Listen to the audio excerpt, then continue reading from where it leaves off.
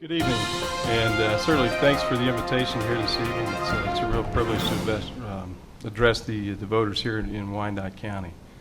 My name is Greg Goode. I'm a retired lieutenant colonel from the United States Army, and I decided to run in the 3rd District to give the voters a choice. The voters have not had a choice since 2010. The Republicans deserve a choice. The current establishment, the current political system seems to be dominated by career politicians. I'm not a career politician, and I don't intend to be a career politician. This political class has spent us into a debt of over $19 trillion. And I think that the Republicans owe it to our nation to get leaders in there who do not represent the political class, but represent the voters. And how do you do that? You stay away from political action committee money, you stay away from special interest, and you get in touch with the voters. I started my campaign on the 6th of May, walking door to door in Wyandotte County, and I'm still walking door to door talking to voters every single day. And I intend to give the Republican voters in the 3rd District a representative in Washington, D.C., and I certainly would expect the voters to engage with me on that journey and vote for me on August the 2nd. Thank you very much. Throw one out there, and that is the insane spending. We have got to stop the insane spending. How do you do that? Well, that principle has been set. We passed a Budget Act well over 10 years ago. We break that Budget Act every single year. Now, why do we do that? I don't know. But if we can't follow the laws that we set for ourselves, we've got issues. So I would not be willing to bend on that particular principle.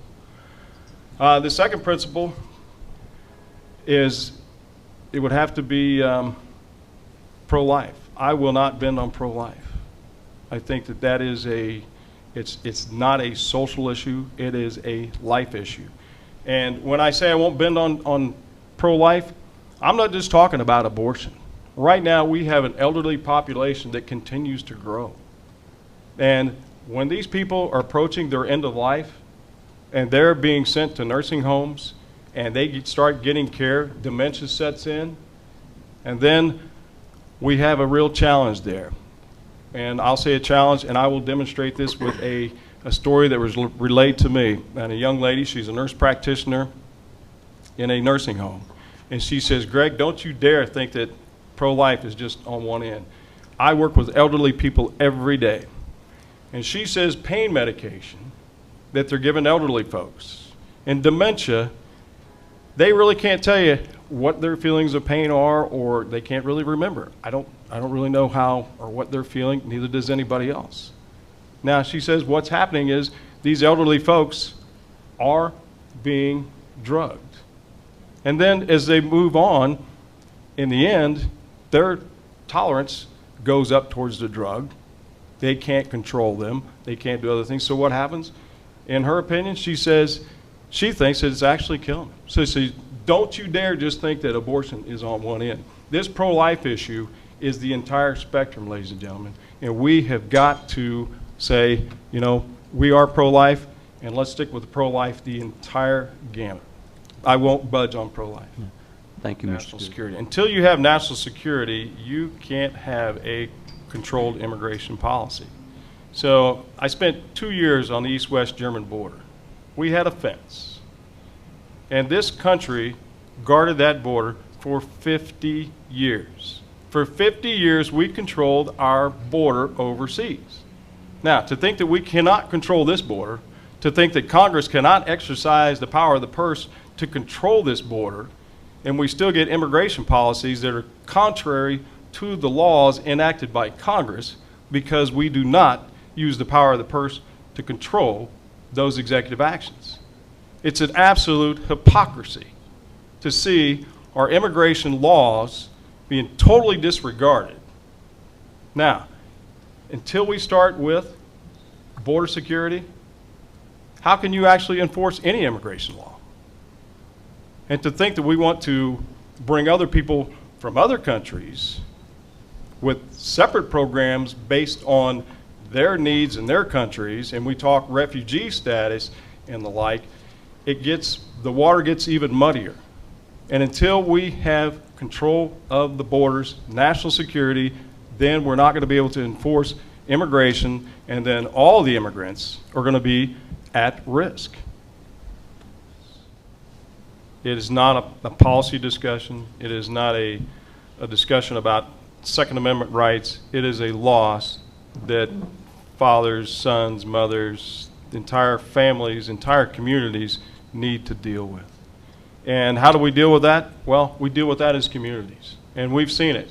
The community leaders in Dallas have stood up, and they've done that. And I was totally impressed with the way they handled that entire situation to promote healing. That's the first thing you've got to do, and I think that's going extremely, extremely well.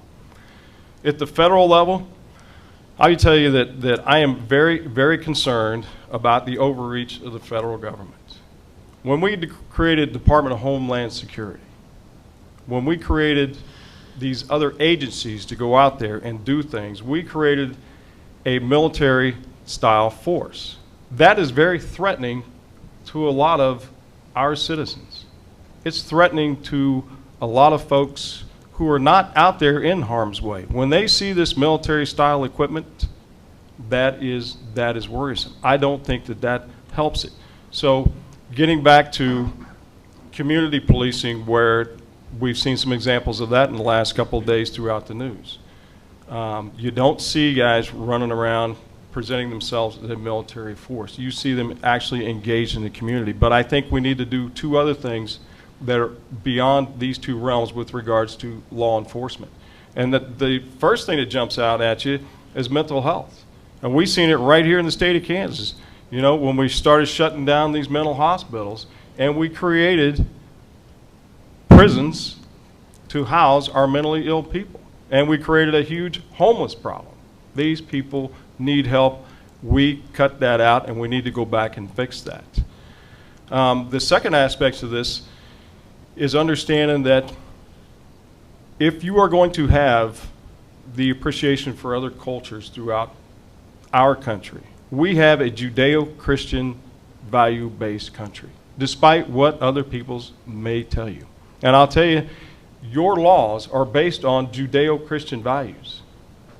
The fact of the matter is, when Thomas Aquinas and Thomas More were arguing with the king in England in 1451, and they discussed natural law, they discussed the other types of law, and I'm sure the judge over here could give you a lot more on it than what I did. We just can't shove that to the side and say, okay, this is not a Christian country. This is not all those Judeo-Christian values that we had, and when we threw out the Ten Commandments, when we threw out the Bibles out of school, what do these kids have to hold on to that says, thou shalt not kill, and feel guilty because they do? I don't know how you get that back into the community without doing something at the national level that says, you know what, we don't have to be ashamed of our Judeo-Christian values that this country was built on, and if you want to be an immigrant to this country, subscribe to this culture. Don't try to bring a culture in here that doesn't respect our values and doesn't respect how we get along as a nation, as we just heard, this melting pot of ours that we are very, very proud of. Well, I think one thing we don't need to do is give up our sovereignty, and we've all heard about TPP that's coming. We've heard several candidates get out there and say, okay, you know, this trade partnership agreement with the Pacific, you know, it's going to do this, this, and this. But guess what? We're not voting on it during the election cycle. There's a reason why. They are not putting that up there before the election because, you know what? It is going to give up our national sovereignty. That is going to cost us jobs. That's going to cost us our way of life. Now, until we protect our economy, you're not going to be able to fight in the global economy. Do we necessarily need to do that? Sure. We have got enough resources in this country to fill a lot of holes in the global economy. So we don't need to actually go out there and compete on different levels. Let's look at our food source. You know, we have probably some of the most arable land in the entire world. There's a reason why the Chinese want to buy that land, to feed their people. Okay? When you see these types of resources in this country, that can turn into jobs really, really quick. The entire food industry, we could probably feed the world. Now, don't give up our sovereignty. Don't make deals and put our workers at a position where they're going to have to compete for those $8 an hour jobs. We can't compete with those jobs or those positions that are overseas because their standard of living is not where ours is. So do we want to compete with those guys? If you give up your sovereignty as part of TPP, you will have to compete with those guys that are over there making $1.50 an hour. And that's just absolutely not fair to the people in this country, and we don't fix this problem. And I think when you look at problems and you look for the government to fix it, that is a fundamental flaw. The government does not create jobs. And the problem we got is a continued growth of the government. So if we do anything, we have got to cut the size of the government that just continues to grow before we can address any of these problems. And I don't think that we can sit here and say specifically, okay, this is the part of the government that you need to cut. I mean, we all know that 2/3 of the government is, I mean, that money is already committed. So you're really only dealing with 1/3 of the budget when it comes to what money are you going to cut. Now, I will tell you that the problem is we are spending money right now that we don't have. For example, let's say we want to create, and we all saw the vice president stand up and say, you know what, we need to cure cancer. We're going to have a moonshot, okay? Well, we need $3 billion to give it to the National Institute of Health. Well, the National Institute of Health is a bureaucracy. We have the finest pharmaceutical industry in the entire world, and yet we want to go in there and give them government money. Give them government money. They are awash in money, billions of dollars they're making, and we want to go in there as a federal government and say, here's how you need more money, and that's going to fix the problem. That is the kind of spending that we need to cut. The $600 million. We went after, let's say the latest go around with the Zika virus. There are pharmaceutical firms out there that work on this stuff and been working on this stuff, and they started long ago. Throwing more government money at a problem is not the answer. I don't care if it's jobs. I don't care if it's pharmaceuticals. I don't care if it's Zika. There are things that the government can do in providing those essential services, what they need to do, but what they don't need to do is go out there and think that they're going to create jobs and they are going to grow the economy, because that has proven absolutely false. And until we get this insane spending under control, we are going to continue to have these problems. Big money. If your congressman takes $177,000 from payday loans, who's he working for? If your congressman takes $800,000 in political action committee money, who's he working for? If your congressman has $2.4 million to go out and buy votes of the constituents, who's he working for? It's time that we stand and fight. It's time that we stand and fight against the political establishment. It's time that we stand and fight against the political class.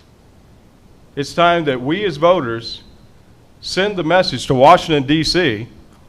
that we are going to hold our representatives accountable.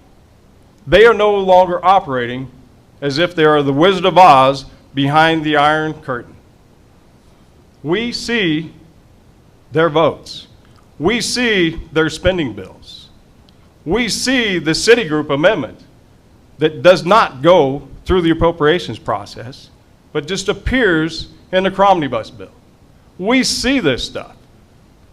So for our representative to look at us and talk to us as if nothing happens, if he can stand on the House floor a week or two after he voted to fund everything he told us he wasn't funded, it's time to stand and fight. I will take that fight to Washington, D.C., just as I've taken that fight against our nation's foes throughout the world. Thank you very much.